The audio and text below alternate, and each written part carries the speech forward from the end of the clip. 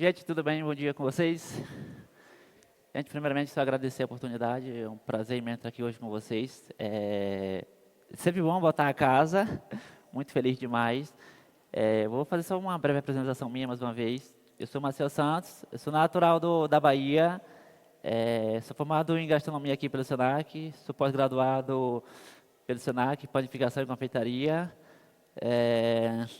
Já estou basicamente há 4 anos na panificação. Já passei em outras áreas da cozinha, como cozinheiro, ajudante de cozinha. Então a panificação ela é bem recente na minha vida. Ano passado eu tive a oportunidade também de participar de um campeonato nacional, que é a Copa do Mundo de Panetone. Tinha em média 70 competidores. Eu fiquei na 13ª colocação no melhor panetone do Brasil, certo? Então a gente vai começar aqui, a gente vai falar um pouco de panificação. Gente, panificação é um mundo à parte dentro da gastronomia, certo? Ou seja, como todas as áreas, como a confeitaria é um mundo à parte, como a cozinha brasileira é um mundo à parte, e assim sucessivamente. Dentro da panificação, a gente tem 2 pilares. A panificação convencional, que não é o que a gente vai falar aqui hoje, e a panificação voltada para a fermentação natural. Eu, particularmente, gosto de falar que é longa fermentação. Eu, particularmente, não gosto de falar que o pão é natural. Mas o foco aqui hoje vai ser falar de fermentação longa, certo? E o que é essa fermentação longa? Fermentação longa é basicamente uma técnica, um processo. E essa técnica, ela sempre existiu, certo? Por que hoje, Marcel, por que virou essa febre hoje que todo mundo quer fazer pão de longa fermentação, todo mundo fala de longa fermentação. E aí, é claro, para a gente entender um pouco como que surgiu tudo isso, a gente precisa fazer, é claro, uma linha do tempo. E a gente precisa voltar aí de 3 a 6 mil anos antes de Cristo, mais especificamente no Oriente Médio, no Marrocos, onde os primeiros relatos de pães, onde começou, e a gente entender como que eram feitos os pães anteriormente. Ou seja, pão sempre foi farinha, água e sal. Então, ou seja, farinha de trigo, a gente não tinha as caracterizações que a gente tem hoje, de farinha branca, farinha integral. Ah, Marcel, mas por que não tinha isso? Ou seja, as farinhas eram produzidas através dos moinhos de rolo, que era movido a água. Então, os moinhos não tinham capacidade de transformar essa farinha em farinha branca. Ou seja, e quando que isso mudou? A gente saiu da farinha integral, que tecnicamente a gente tem mais nutriente, e a gente veio para a farinha branca. Isso ocorreu, claro, depois da Revolução Industrial. E na panificação a gente teve uma mudança drástica. E aí tem uns pontos uns negativos, uns positivos. Claro, quando a gente fala em evolução, sempre vai ter os 2 pontos. Ou seja, a gente saiu dos moinhos de pedra e passou para os moinhos de rolo. Aí a gente começou a produzir as farinha branca. Ou seja, mas quando a gente começou a produzir a farinha branca, a gente acabou tirando as partes mais importantes da farinha, que são os nutrientes. Então, ou seja, foi aí que nasceu também a panificação mais convencional, pós-revolução industrial, certo? Gente, eu acho que é isso. Agora eu vou falar um pouco do fermento natural e levain, que basicamente é o mesmo. Fermento natural é mais no nosso português, levain em francês. E o que é o fermento natural? Vocês vão ouvir muito falar em fermento natural, levain, levito, massa madre, massa selvagem. Tudo isso denomina a mesma coisa. O que diferencia é só o nome técnico, que às vezes diferencia de país, de região e tudo mais. Então vamos lá. O que é o fermento natural? Basicamente farinha e água. E aí, farinha, água e tempo. Ou seja, quando a gente fala de panificação, principalmente de panificação de longa fermentação, eu falo que os 2 pilares importantes processo e tempo. Aí, claro, que quando a gente fala em processo e tempo, a gente tem as suas variações. Então, é tempo e processo. Como que a gente produz um levain? Uma proporção de farinha, uma proporção de água, deixa 24 horas e deixa a natureza agir. E aí é claro que dentro da farinha a gente tem os micro-organismos vivos. Os micro-organismos que vai ser responsável de fazer essa fermentação. E aí, sei lá, durante 8 dias, alimentando a cada 24 horas, eu diria que em uma cidade que a temperatura média gira em torno de 25 graus, em 8, 9, 10, 11 dias você consegue fazer um levain do zero. Que parece difícil, mas é muito fácil, é simples. É basicamente fazer todo esse processo e acompanhar certinho, certo? Gente, e aí vou falar um pouco das variações do levain. Por exemplo, a gente tem o levito. Ah, Marcel, o levito é uma variação do levain que é utilizada para outras preparações, por exemplo, é mais voltada para panetone, para massas mais amanteigadas, aí já é outra função. Mas qual que é a diferença do levain para o levito? É a textura. Geralmente, o levain ele está mais numa textura mais líquida. Já o levito ele tem uma textura mais sólida. Ou seja, o levain a gente usa em uma preparação de panetone para aguentar a estrutura de tanta capacidade de gordura. Basicamente isso. Gente, e agora é falar um pouco de produtos. E aí, quando eu falo em produto, eu sempre falo que para a gente procurar sempre produto de qualidade. E quando eu falo produto de qualidade, eu não estou falando para a gente comprar a melhor farinha do mundo, que é a italiana, que é a francesa.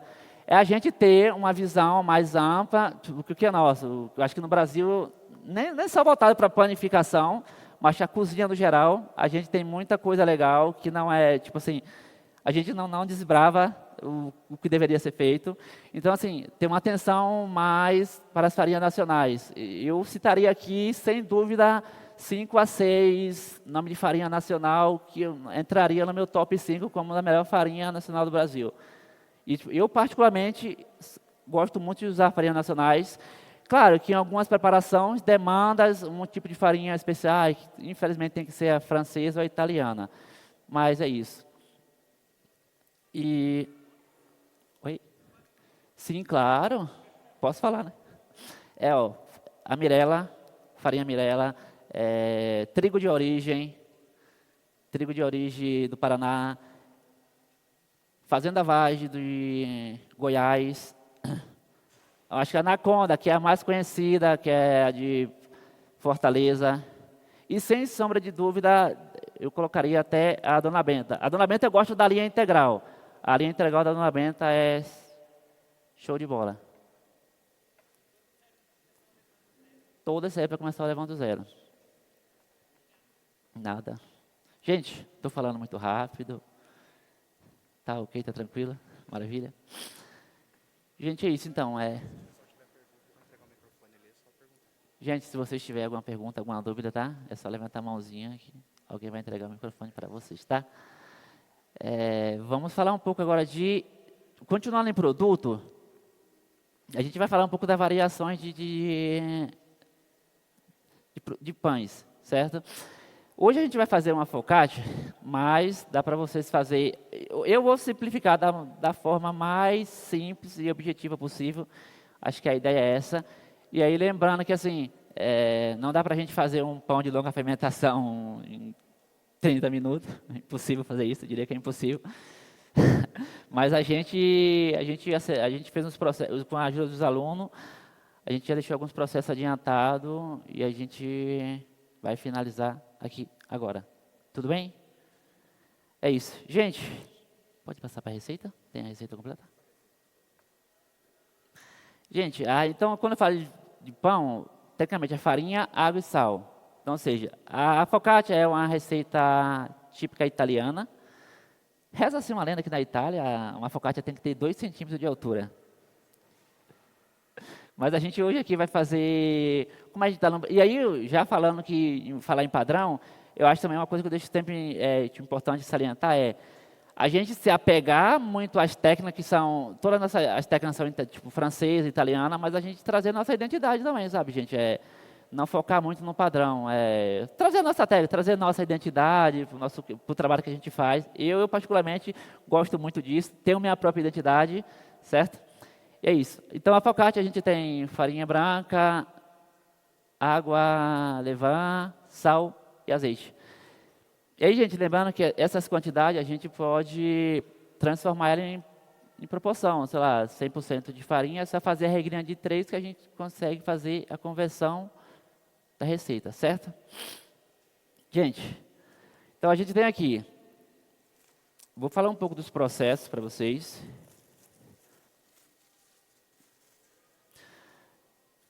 Quais são as etapas que a gente fala para fazer um pão? A gente tem, o primeiro passo é separar todo o mise en place. Separar todo o mise en place. Isso é de super importância. Pesar, conferir, é uma dica primordial. Facilita muito durante o processo, certo? E depois a gente vem nas ordens. Aí a gente vai falar de autólise. Marcel, o que é autólise? Autólise basicamente é quando você tem 100% da sua farinha, que é a quantidade da receita completa, e 100% da sua água. Eu vou fazer a mistura dessa farinha com essa água e vou deixar descansar em um tempo determinado de... Tecnicamente, a gente fala entre 40 minutos até 2 horas. Marcel, mas o que determina isso? Determina o quanto tempo você vai estar livre. Então, sei lá, se eu estou com bastante tempo, eu posso fazer com 2 horas, com 40 minutos, e assim sucessivamente. Marcel, e para que serve essa autólise? Além de você fazer essa mistura, deixa descansar 40 minutos. Quando você faz isso e deixa descansar, as reações químicas já começam a acontecer aqui nessa massa. Eu vou mostrar para vocês como que está aqui. Uma que eu fiz há 45, quase 1 hora. Eu vou fazer uma e vou mostrar para vocês como é que está o desenvolvimento do glúten aqui para vocês verem, tá? Então, basicamente é isso. Essa daqui, essa autólise, eu fiz, ela tem 45 minutos que eu fiz. Olha como que ela está. Essa aqui é a mirela orgânica. Nossa, tirar esse pouco grande aqui. Então, para vocês verem, ó, depois de 1 hora, olha como que está o desenvolvimento dela. Não.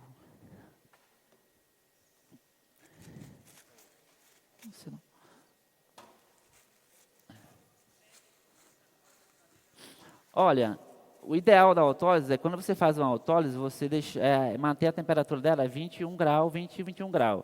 Ou seja, se você está fazendo na sua casa ou na padaria, se a temperatura ambiente está muito quente, eu aconselho deixar na geladeira. Porque assim, se você começa depois da autólise, você começa a iniciar uma massa com a temperatura média de 25 graus, não é legal. Por que não fica legal?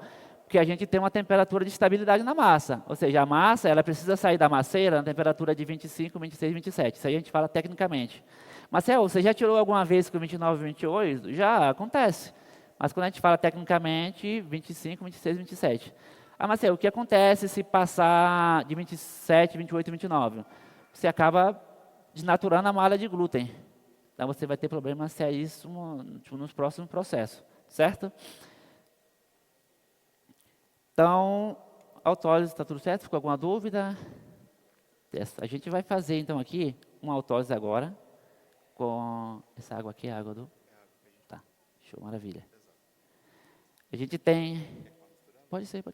A gente tem 400 gramas de farinha com 320 gramas de água, que vai dar em média 80% de água sobre a receita.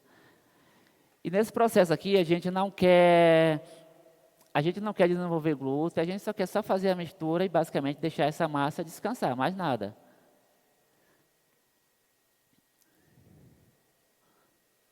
E aí, gente, eu sempre indico, quando está fazendo pão, está com termômetro a laser, para ir aferir a temperatura da massa. E assim, quando você separar seu mise en place, que é todo o insumo que você vai usar, se você fizer essa aferição de temperatura antes, eu vou aferir a temperatura da farinha, que tem que estar na média de 18, 19 graus, 20, se está muito alto, eu aconselho resfriar. Já fiz muitas vezes isso, resfriar, porque aí você consegue manter a temperatura estabilizada na hora do processo final. Boa pergunta.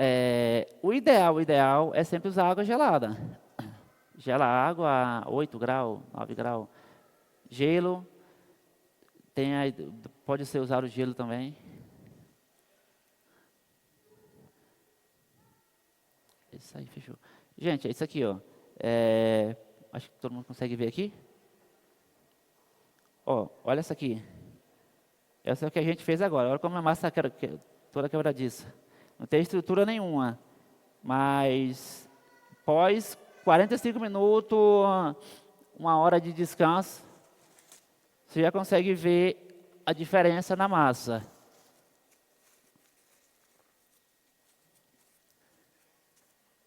Gente, eu acho um detalhe importante que eu esqueci de falar para vocês. A gente tem um levain pronto aqui. E ele foi alimentado hoje às 6 horas da manhã? 7? 4 horinhas. Então, esse é o nosso famoso levain, certo? Como eu falei que é um derivado, a base é farinha e água e tempo. Marcelo, e como que eu vou cuidar do meu levain? Quando você está com o seu levain pronto, o seu levain ele fica sempre na geladeira. Temperatura média de 4 graus. Por que ele fica 4 graus? Porque qualquer alimento em processo de fermentação a menos de 4 graus, você inibe o processo de fermentação. Ou seja, as leveduras ficam adormecidas. E quando você for usar, você tira da geladeira, faz a alimentação. A alimentação tem a famosa regrinha do padeiro, que a gente usa, nessa aqui a gente usou a proporção 1:2:2, que é nada mais, nada menos, você pegar uma parte do levain, duas partes de farinha e 2 partes de água. Fez a mistura, é o mesmo processo de fazer uma autólise, só misturou só fez a mistura para homogeneizar, coloca em algum recipiente. A ideia é que tenha um pouco de circulação de ar e colocar na temperatura média de 26 graus, 26, 27 graus. É que é a temperatura que a gente fala de fermentar pão, 24, 25, 26 graus. E tipo, num período de 3 a 4 horas, ele vai basicamente multiplicar de tamanho, o que aconteceu aqui. Mas pode ocorrer de ele não demorar mais tempo? Pode sim, mas aí são outros critérios. Esse aqui, basicamente, ele multiplicou de tamanho em 4 horinhas. 4 horinhas, então é um sinal que ele está bem vivo. E a gente vai começar a fazer o pão agora.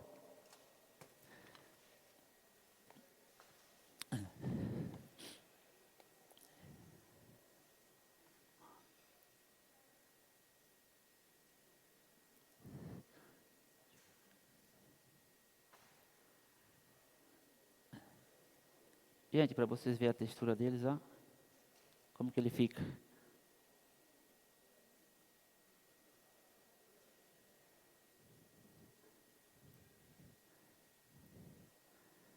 Turma, aqui eu estou usando 20% de levain nessa receita.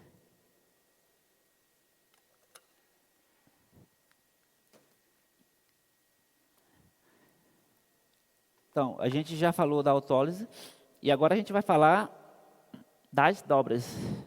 Marcelo, o que seriam as dobras? Quando a gente fala de pão de longa fermentação, a gente está falando de pão super hidratado, muita hidratação. Só o fato de fazer a mistura dessa massa na masseira não é o suficiente para dar estrutura nessa massa, porque a gente tem uma atividade de água gigantesca, certo? Então, a gente precisa fazer basicamente dobra. Então, falando tecnicamente, as dobras servem para dar estrutura na massa. Mas aí, quantas dobras eu preciso fazer em quanto tempo? Tecnicamente, a gente fala de 3 a 4 dobras no intervalo de 30 minutos, é o suficiente, certo? Então, agora a gente vai fazer a mistura do levain nessa autólise.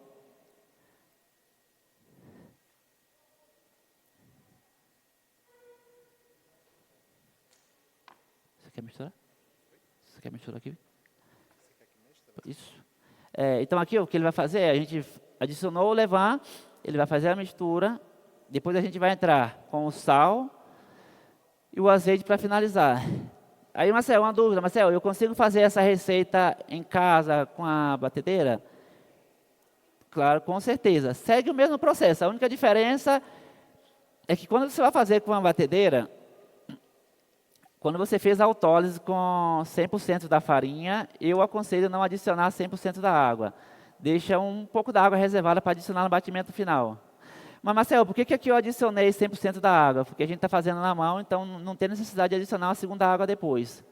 Então, para fazer em casa em uma batedeira, segue o mesmo processo. A única diferença é que aqui a gente está fazendo na mão e em casa a gente vai fazer na batedeira, certo? Agora a gente vai adicionar o sal, que são 8 gramas. Geralmente, quando a gente fala 8 gramas, a gente pode usar na receita entre 2% até 3% da porcentagem sobre o peso da farinha.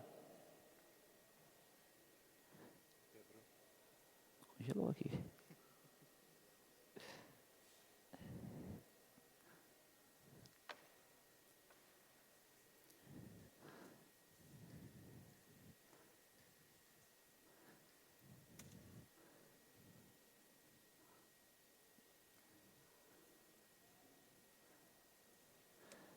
Turma, no início aqui, a gente vai ver que a massa ela fica bem pegajosa, mas quando a gente vai passando no intervalo do tempo, a gente vai ver que a massa ela vai começar a desgrudar da mão, aí você vai ver que a massa já vai começar a tomar forma.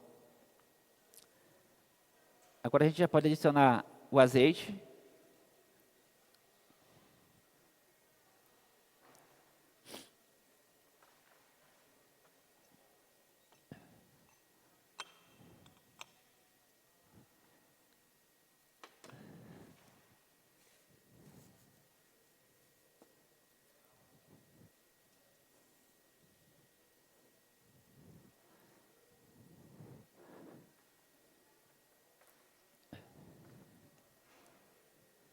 E turma, em relação ao levain, eu citei a proporção 1:2:2, mas tem, tipo, você pode alimentar na proporção 1:1, que você pega uma parte do levain, uma parte de água e uma parte de farinha. Ou seja, ele vai ficar mais líquido. E aí, é claro, se eu faço uma receita com a proporção de levain com 1:2:2, o levain vai ficar mais sólido. Aí tem que só controlar a quantidade de água. Se o levain está mais sólido, eu aconselho aumentar um pouco a atividade de água. Se o levain está muito líquido, vai ter que fazer algum ajustezinho ali na receita para a sua massa não perder a estrutura. Gente, é isso aqui, ó. Eu já entrei com o levain, o sal, o azeite, e agora ela vai descansar por 30 minutos. Então, no intervalo de 30 em 30 minutos, a gente iria fazer as dobras, a cada 30 minutos. Fez isso, fez as 4 dobras, a gente deixa 2 horas e meia em temperatura ambiente. Feito isso, a gente vai transformar para uma assadeira e vai deixar 24 horas, em média 4, 5, 6 graus. Para deixar ocorrer esse processo de fermentação a frio. Todo esse processo que a gente está fazendo aqui é o processo a temperatura ambiente. Às 12 horas depois, ou 24, se você preferir, pode ficar frio a 4, 5 graus. No próximo dia, é só tirar da geladeira.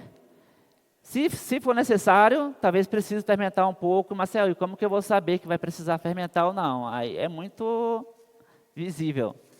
Aí é claro também que tem que ter um pouco de prática. Praticando, você vai entender se o pão está precisando de fermentação, passou a fermentação, não passou. É muito complexo, eu diria, certo? Fez isso, a gente vai assar. Colocou na assadeira, a gente pode assar num forno turbo, que são os fornos com turbina, ou a gente pode assar num forno a lastro. E assim, quando a gente fala de forno, tem uma variedade, uma complexidade gigantesca. Cada padaria tem o seu forno, cada padeiro acha que tem uma temperatura e cada forno também varia. Então, assim, eu diria que quem for fazer vai ter que achar a temperatura ideal. Vai ter que achar a temperatura ideal até acertar o ponto, certo?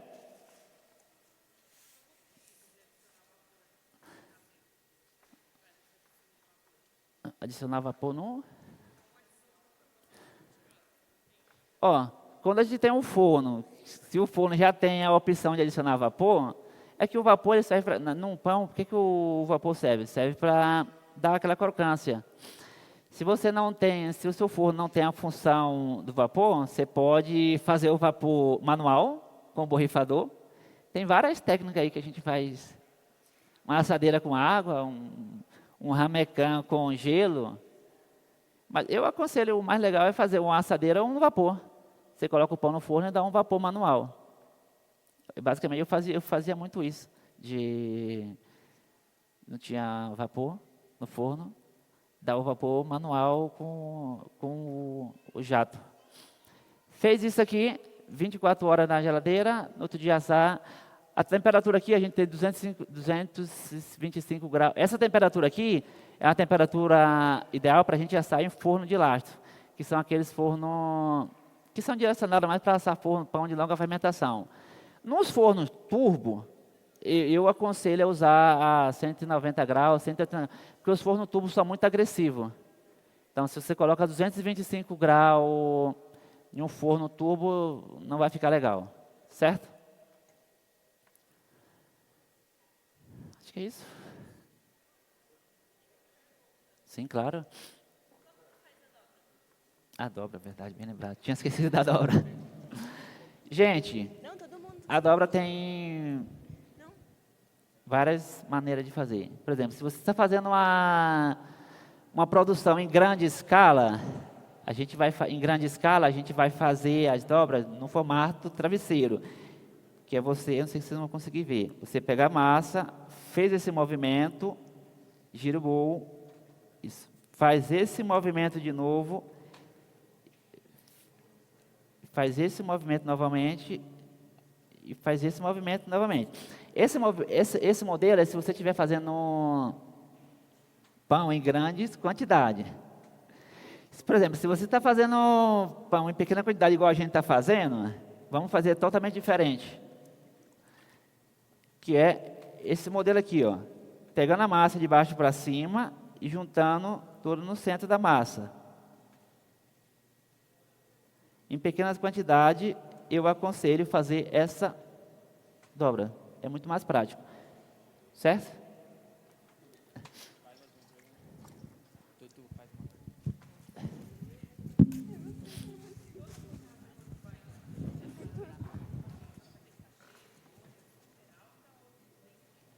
Depende. Quando a gente fala... Essas bolhas, tecnicamente, a gente chama de alvéolo.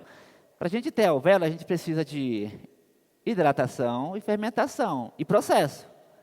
Assim, se eu hidratar uma focaccia com 80%, mas eu só hidratar e os processos não forem seguidos passo a passo corretamente, eu não garanto 100% que ela vai ficar com bolha. Então, ou seja, para a gente ter as bolhas que é chamada de alvéolo, a gente precisa de fermentação, hidratação e processo. E os processos envolvem as dobras corretamente, fermentação, temperatura de forno, vapor.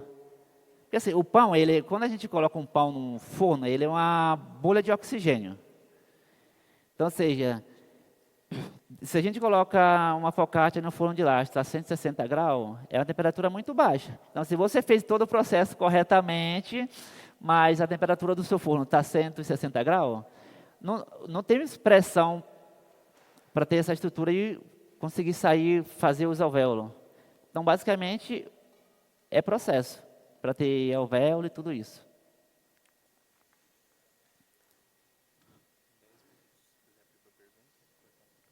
Show. 10. Gente, é isso. Agora a gente vai abrir para fazer perguntas. Se vocês tiverem suas dúvidas, eu acredito que vocês estão com muitas dúvidas. Eu, no lugar de vocês, teria 1.200.000 dúvidas. Opa, boa tarde. Para fazer o processo do lavan, que você comentou de 2 partes, no caso, dá para fazer em casa mesmo? Como funciona o processo mais em casa? Dura quanto tempo, mais ou menos, na geladeira, inclusive? O levain, eu diria que ele dura para a vida inteira. Certo? É isso que eu te falei. Você tem ele, acabei de usar. Ele fica sempre a frio. Isso sai da geladeira para ser alimentado. Então, isso vai com você para o resto da sua vida. Você alimentou eles, e aí a dica que eu dou, sempre alimentar eles 100%. Então, sempre guardar uma quantidade mínima. Vamos guardar 30 gramas hoje, amanhã vou guardar 30 gramas hoje. Amanhã eu preciso tirar da geladeira. Eu alimento na proporção 1, 2, 2. Vai dar 30, 60, 90, vai dar uma proporção legal. Você tira o que você for usar e devolve para a geladeira. Aí você vai manter ele sempre vivo. E nunca, tipo, eu sempre aconselho nunca tirar um pouquinho, alimentar e devolver para a geladeira. Alimenta sempre 100%. E aí, tipo assim, vai ter durabilidade. Por exemplo, o meu tem 5 anos. O meu eu ganhei em 2019, quando eu estava iniciando a graduação. Então, até hoje, eu ando comigo. Ele está comigo. Aí, por exemplo, se passa alguma temporada que eu não estou fazendo pão, o que eu faço? Eu congelo ele. Quando você congela, você adormeceu todos os micro-organismos. E para acordar, é o mesmo processo. Tira do congelamento, alimentação e volta ativa de novo. Basicamente isso. Show, está respondido?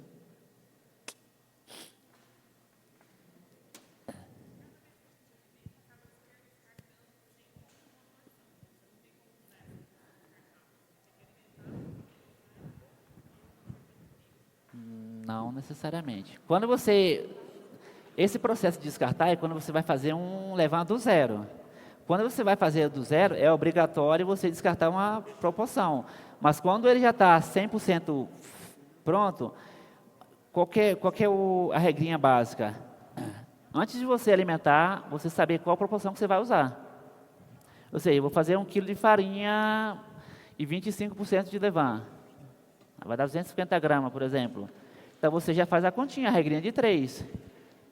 Você alimenta a quantidade de levain para tirar 250 e guardar o restante já, para não precisar ter descarte. É a forma mais fácil para não haver descarte, é essa.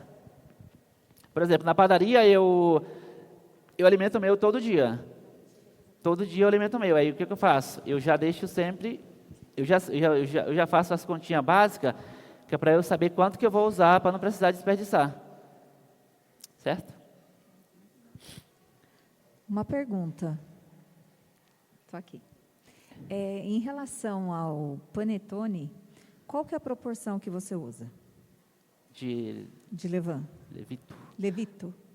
No panetone, olha, quando a gente fala de proporção, tecnicamente a gente pode usar de 10% até 40%. Agora o X da questão é, quando que eu vou usar 10%, quando que eu vou usar 30%, quando eu vou usar 40%. Eu, particularmente, no panetone, eu uso 30%. Devido ao peso, né? Isso, 30%. Porque, assim, ele tem bastante gordura, né? Exatamente. Vem a gema. Tem bastante, tem gema, tem manteiga. Manteiga, né? Então, ele tem um peso. Então, você usa em torno de 30%. 30%. Com as frutas. Com as frutas. As frutas, 30% do uso de levito, certo? Sim. Para uma... Isso em comparação à farinha. Essa regrinha de porcentagem, a gente sempre vai falar o peso da farinha. A farinha sempre vai ser 100% e sempre no peso da farinha. Ah, tá. Então, para você fazer, vamos supor, uma receita independente, é 30% do levito para farinha. Para farinha, exatamente. Independente da quantidade da gema, Independente da quantidade da vinda, é 30%. Esse peso segura ele? Segura.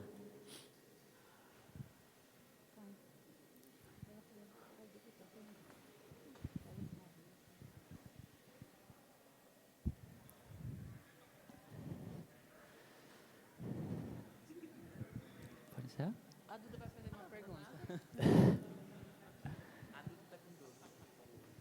Gente, é isso. Eu queria deixar aqui meu agradecimento.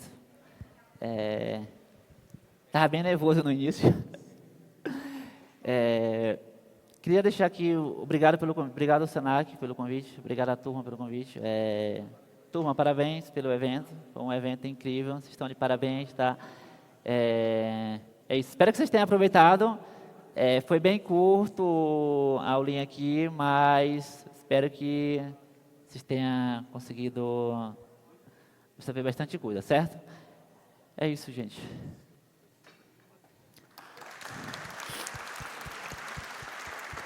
Agora é a Tati. Pode cortar você.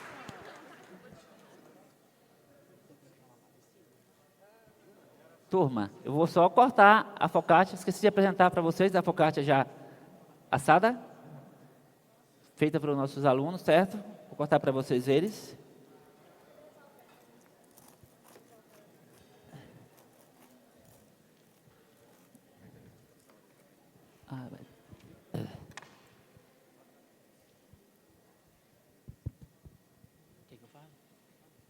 A gente vai passar uma degustação agora da focaccia que foi apresentada para vocês.